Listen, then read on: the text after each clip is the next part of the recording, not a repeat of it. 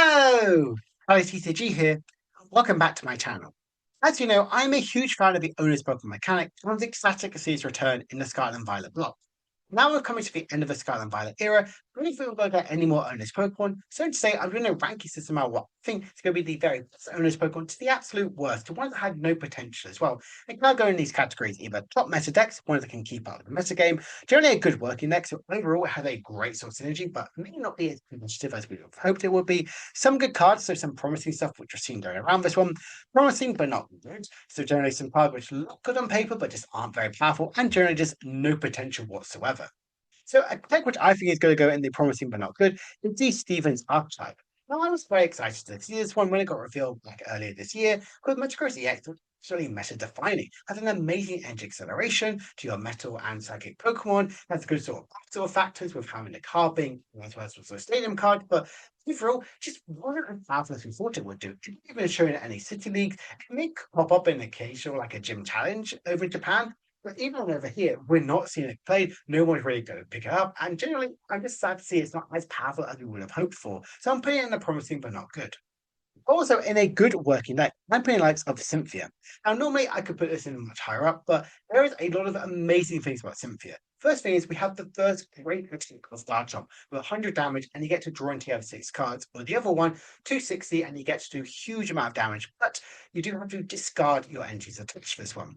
Now, if we look at the other great support Cynthia has to offer, we have Cynthia's Gabite, which has a search for any Cynthia's Pokemon. We have Cynthia's Roserade, to do additional more damage. I simply spoken to additional more damage with Spiritomb, which does a huge amount of damage counter around all of our Cynthia's Pokemon. So it's also Cynthia's Power Weight as well, making our Cynthia's Pokemon have 70 more HP. Now, a like Garchomp can have these huge 40 HP. So 400 HP, Behemoth, an amazing sort of search factor, and I generally think it's a great working deck. The rest of the metagame, I think it's really there right now. But again, this is looking at it right now after Destine Rivals and going into potentially the likes of a black belt and white flare in a couple of weeks' time. So I generally think it's a great working deck. A deck which I think has no potential whatsoever is the Arven's Pokemon.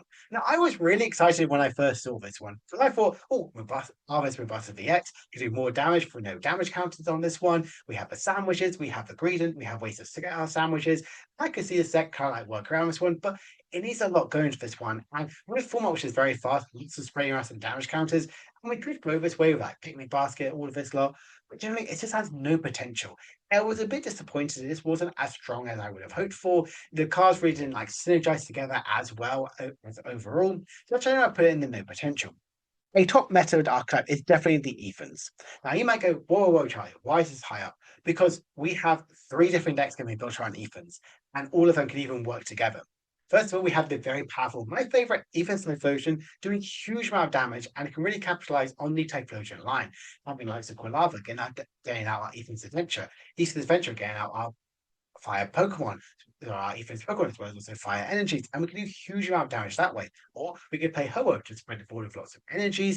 And then suddenly with that, we can use other sort of energies like the Prism energy coming back, or generally having the release of Lose energies and have a big basic sort of archetype, or Macago as well. A good sort of way around that one.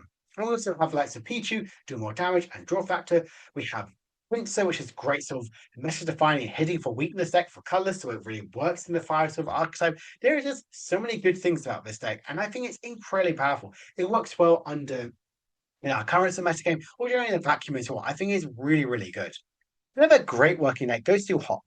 Now you might go, but Charlie, there are so many good things about this one. Why did you not put it in the top message defining archetype? It's just not there. It was. I thought this deck was going to be really strong. It looked like it was going to be like the Buzz Rock, which got revealed. We have ways for doing 90 more damage with the tool card, choice band, having post weight, as well as also having the Snorlax. Now, also Hopsation could do like 120 damage for no energies and 30 damage to opponent's bench Pokemon. That's really, really strong. If we manage to somehow energy accelerate to a Hopsation, having 3 metal energies, what we can now do a huge amount by over 300 damage with 3 energies, metal energies, which is really powerful. We have Steam, we have ways to do more damage in certain sort of times. I really love with Cramorant.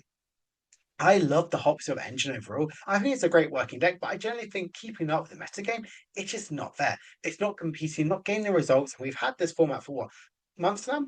Even over Japan as well. It is not performing as well as we would have hoped for. Another one which I put in the some good cards is the Ionos deck. And this one here is one card away from being a top tier archetype, I think. And you might go, Charlie, that is absolutely blasphemy.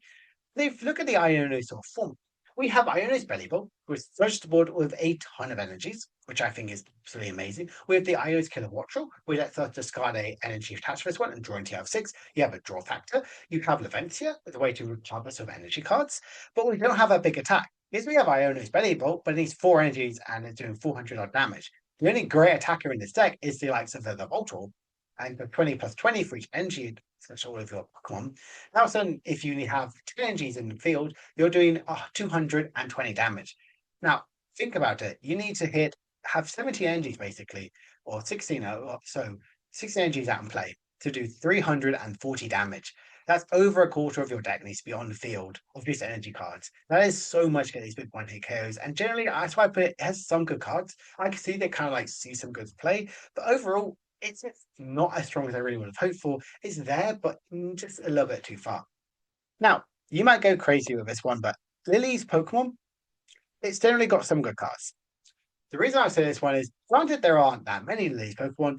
There is one, obviously, hugely terrifying card, being that Lily's Clefairy EX.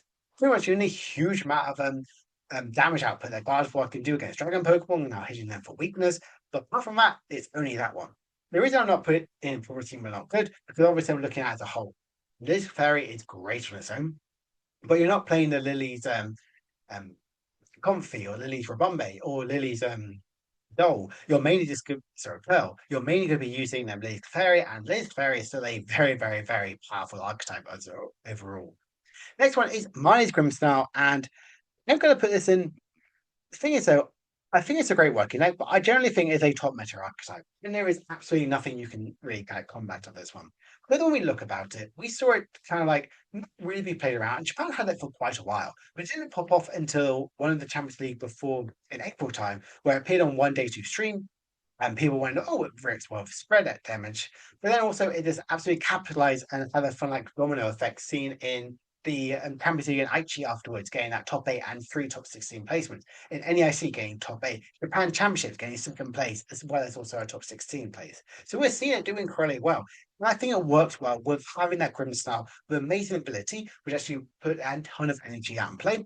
We have the Stadium card, which has a search for any Marnie's Pokemon. And also, if we want to have another attacking option, well, we can have the likes of the or Peko to do a ton of damage sort of that way. So generally, it has some sort of good synergies as well. Overall, honestly, I just think it's a huge or meta defining deck. And if we could take away the spread that sort of damage, it just might move on, still works as a whole.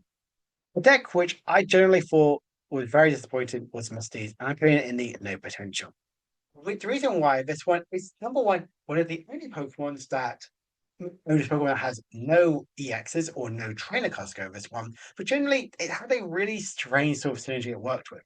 Now, the first thing was it's trying to like go around with the Misty's and Gyarados, doing so many times the amount of Misty's Pokemon you discard from top of your deck. You have like some Misty Cider to start stacking the deck, and they kind of like go this way. It has Cigarette Flash. They had some ways around this one, but it just had so many moving pieces. You needed everything to go right, and it generally just wasn't there. It felt like it was an afterthought for Owners Pokemon. When we looked at it, we were having in the set, we had Ethan coming, we had Cynthia coming, we had Team Rocket. We knew this was kind of like coming because it got revealed earlier.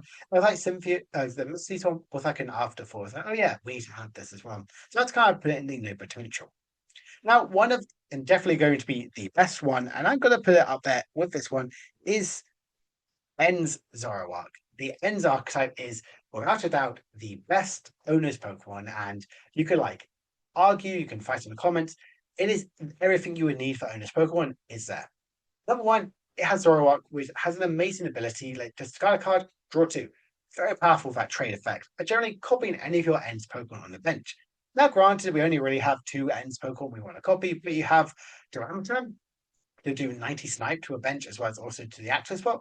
Very, very powerful. We have Shrum to get a huge one hit KO potential. And we've seen it kind of like constantly do well over. And look at the field. We look at Harvey in that top 4 placement with them and up, really solidifying putting it up in that top sort of placement thing. We've seen it do well at the Champions League. And of course, let's not forget that top 8 placement at the NEIC. where it completely changes the build, where we have Shaman be revealed, kind of going to more of a Monkey Dory, but having like some Reshiram overall. As kind of as a way to move around some damage counters and not move around the Monkey Dory, that kind of like they force you to attack into your Reshiram, then you have a huge attack with them afterwards. I generally think it's a very, very powerful archetype. With Blackbone White Flare, you get Brave Bangle. Now, so you can have your Dramatons do more damage, and you don't have to be behind in prizes. I really, really love Grimmsnarl. If we look at the other cards as well that got revealed, there are just some good sort of things as well. But overall, for Ends Pokemon, is definitely the best one. And Team Rocket. Now, if Team Rocket, you could put there because it's not being played. You could put it here, but I'm going to put in Great Working Deck. Team Rocket was what I wanted from Owners Pokemon.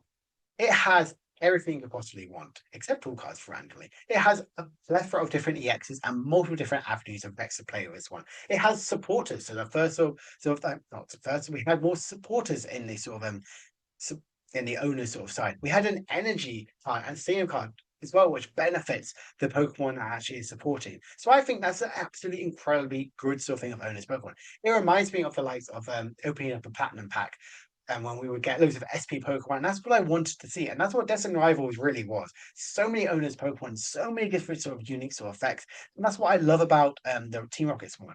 Obviously, Mewtwo is the main poster child, but you have that single prize archetype, the Porygon. You also have the fun of the Crobat, which I love. For those who don't know, Crobat's ability from Stanford Forces, one of my favorite abilities ever printed. And of course, that calls all the way back from the old Team Rocket era back in base sort of sets. So overall, I think it's a great working deck, but just not there right now. So overall, I'm a huge fan of the owners Pokemon. And of course, I think the best ones is the likes of Ents, Ethans, and Marnies, because I generally think they are hugely competitive and very powerful archetypes. Decks would work well on sort of vacuum as well. I would say the likes of the Cynthia's archetype, the Hops archetype, as well as Team Rocket. Some good cards are definitely likes of Rayono and Lily. Promising but not good. Definitely does go to that Metagross. It was so close to being good, but just not as powerful. Other decks which I think I wouldn't touch right into the poll, that they say, would be the likes of Arvin and Misty's. I just don't think they're really that promising for the owner's Pokemon. So let me know what you think about my tier list for the owner's Pokemon. Do you agree with any of this one? Is there anything you would change for the owner's tier list? Is there anything I've said differently? You think some owners Pokemon are much stronger than they once were? And what exactly do you think about Owners Pokemon? I, for one, loved their return, but I think they could have been a little bit better. I wish we had more Owners Pokemon where we kind of like joined together. I wish it was like a everything. All the Pokemon were Owners Pokemon and not just a handful. But hopefully we can see when they come back again, we can see some changes next time. So my name is Charity TCG. If you want to like look at the own tier list yourself, it'll be in the link below and send it across to me because I'd be really interested to see exactly what you think is the best Owners Pokemon. My Charity TCG, and I'll see you guys next time. Bye for now.